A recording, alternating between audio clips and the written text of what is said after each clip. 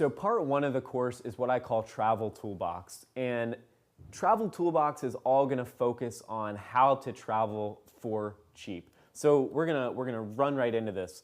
Now, Travel Toolbox consists of 5 major parts, and I'm gonna keep referring back to this thing that I call your Travel Toolbox. Now, you'll see this interesting graphic up on the screen. So these are what I call the 5 parts of your Travel Toolbox. You've got date, time, airline, location, and routing. Here's how you have to remember this, right? So traveling, it's going to be how you find really cheap deals on traveling is going to be by adjusting all 5 of these parts of your Travel Toolbox, right? So on the screen you'll see that there's routing, date, time, airline, and location. But think about it like this, right? And this is getting into our 3 travel hacking rules. So our first travel hacking rule is that flexibility is your friend. And think about it like this, right? If I want to take a flight going from San Francisco to New York, and I want to fly from SFO to, let's say, LaGuardia, right? Let's say I can fly on a Monday, coming back on a Thursday. In theory, there might be 30 flights that allow me to do that. 30 flights with 30 different price options. But as I start to say, and add on additional levels of flexibility there. So let's say instead of just flying into LaGuardia, I can also fly into JFK.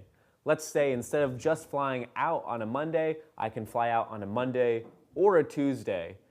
You're going to start to add, now you're not just going to start to say you have 30 different options in flights, now you're going to start to have 60 different options in flights, or maybe 120 different options in flights. So that's talking about rule number 1. With traveling, flexibility is your best friend. Rule number 2 is that when you're traveling, when you're looking for cheap flights, fares are calculated by demand. So there's not a group of people sitting around at the airline's headquarters wondering how can we make flight prices as expensive as possible. No one's doing that. It's really just based on supply and demand, and I'm going to show you that in just a few minutes.